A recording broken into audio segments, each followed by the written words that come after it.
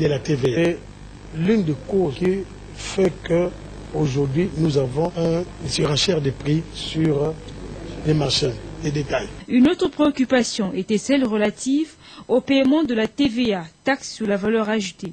Une confusion, a dit le ministre provincial de l'Ecofin, plane sur cette question étant donné que seuls les importateurs et les grossistes sont soumis au paiement de cette taxe et non les détaillants parce que ceux-ci ne tiennent pas une vraie comptabilité. Beaucoup d'autres préoccupations soulevées doivent attendre la concertation avec les services spécialisés chargés de sécurité.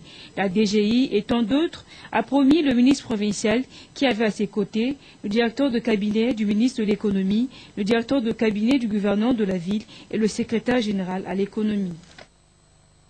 La population de Maniema appelait à plus de vigilance pour la sécurisation de leur province. Message du ministre de l'Intérieur en escale dans cette province et toujours au Maniema. Tutu Salomo, gouverneur de cette province, a fait la restitution de sa participation au Forum Business Meeting tenu à Kinshasa. Thérèse Kambo. La ville de Kindu a reçu le ministre de l'Intérieur, Richard Mouyej-Manguezmans, en transit pour Bukavu. Escale qui lui a permis de lancer un appel à la vigilance aux résidus des groupes armés qui écument encore la province. Nous venons de célébrer notre victoire dans le Nord Kivu contre l'ennemi. Il est important que nos enfants qui sont en bourse reprennent conscience, se ressaisissent et rentrent dans nos maisons. Aux sages et notabilités locales de relayer cet avertissement auprès des jeunes du Maniema pour qu'ils renoncent aux aventures guerrières. Grenier agricole, la province du Maniema peut le redevenir avec ses 8 millions d'hectares cultivables, plusieurs centaines de concessions déjà cadastrées, de nombreuses rivières et de la main-d'œuvre qualifiée. Du financement, il y en aura. Je reviens de Kinshasa où j'ai rencontré de nombreux investisseurs américains et canadiens auxquels j'ai présenté les potentialités du Maniema. Nous avons expliqué à nos interlocuteurs que l'hypothèque sur l'enclavement de la province était en train d'être levée petit à petit. Avec le vaste programme que nous avons sous la houlette du chef de l'État de réhabilitation des infrastructures de communication, la province du Maniema est en train de sortir de son enclavement, et par voie terrestre, et par voie ferroviaire, et par voie fluviale, et même par voie aérienne. Et donc cela constitue un atout qui vient lever pratiquement certains doutes des investisseurs potentiels pouvaient avoir à venir investir dans la province.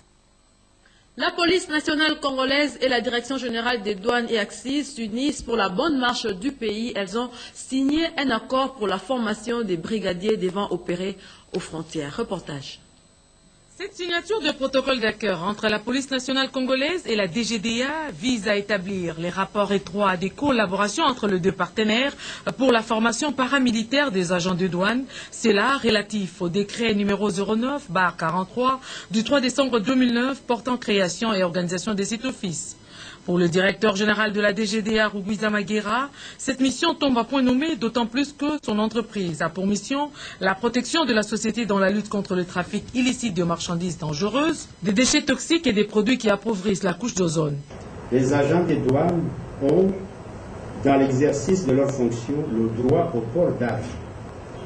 Ils peuvent en faire usage, notamment en cas de légitime défense ou lorsqu'ils sont menacés par des individus armés. Que la signature ce jour d'un protocole d'accord de collaboration entre la douane et la police nationale s'inscrit dans le cadre du renforcement des capacités des agents de douane afin qu'ils exercent pleinement leur droit au port d'armes. Le commissaire provincial de la police nationale congolaise a salué cet accord qui vise la meilleure des choses, c'est-à-dire former et mieux informer les brigadiers.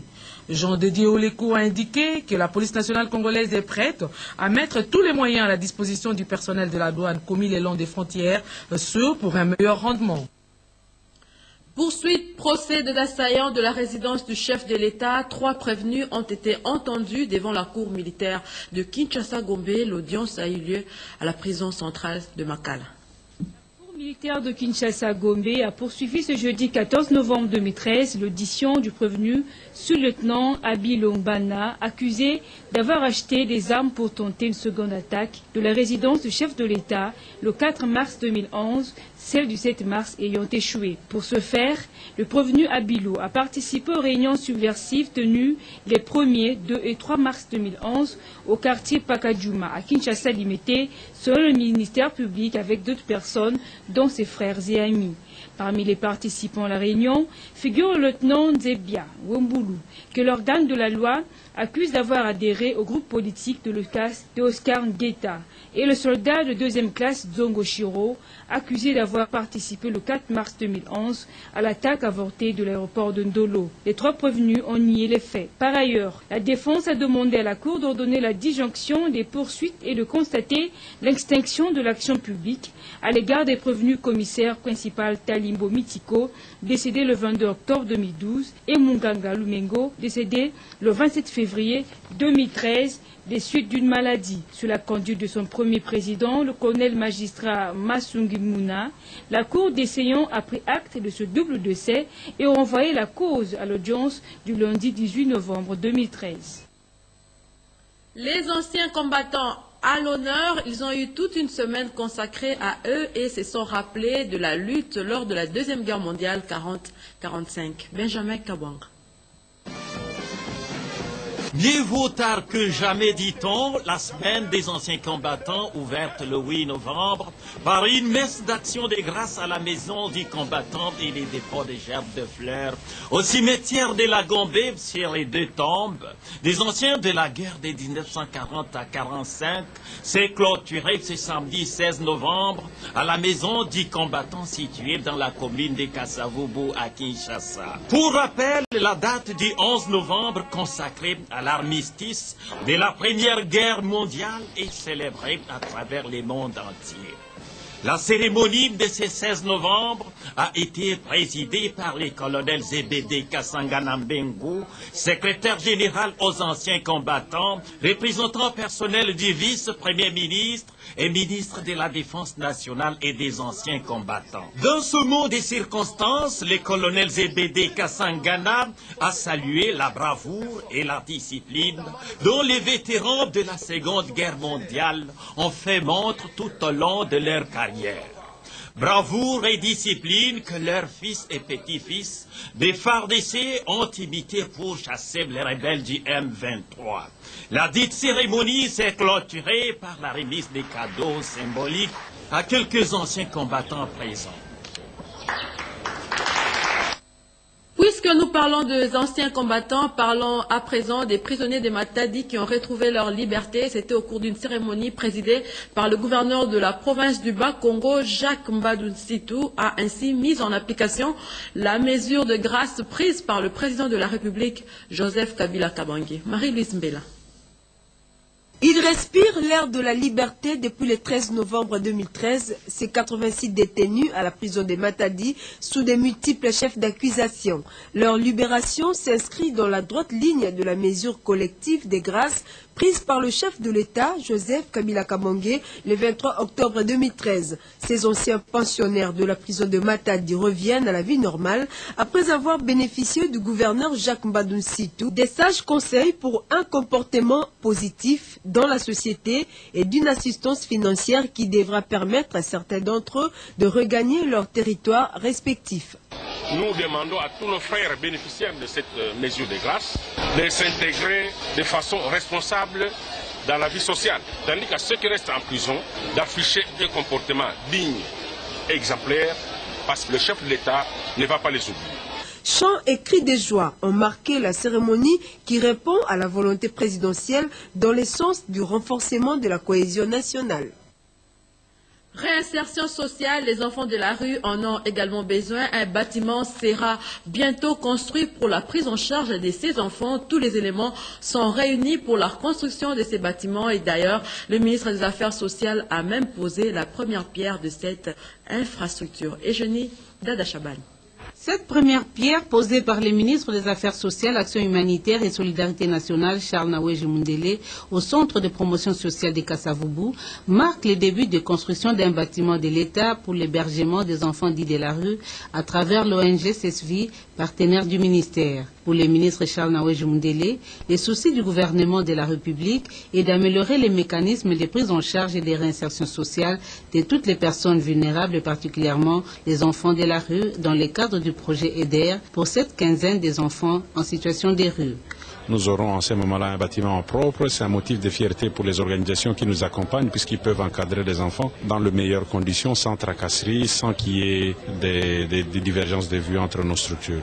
Occasion pour le coordonnateur de l'EDER de souligner que l'exécution des travaux sera assurée par l'entrepreneur EIG BAT, recruté conformément à la procédure de passation des marchés de la Banque mondiale. Le coût global des travaux est de $94 000 et sa durée est de 4 mois. Il a rappelé par ailleurs que ce bâtiment est une propriété du ministère des Affaires sociales et abritera les activités de l'ONG CESVI chargée de l'encadrement des enfants de la rue en partenariat avec le ministère. Un enfant dit de la rue dit merci au gouvernement.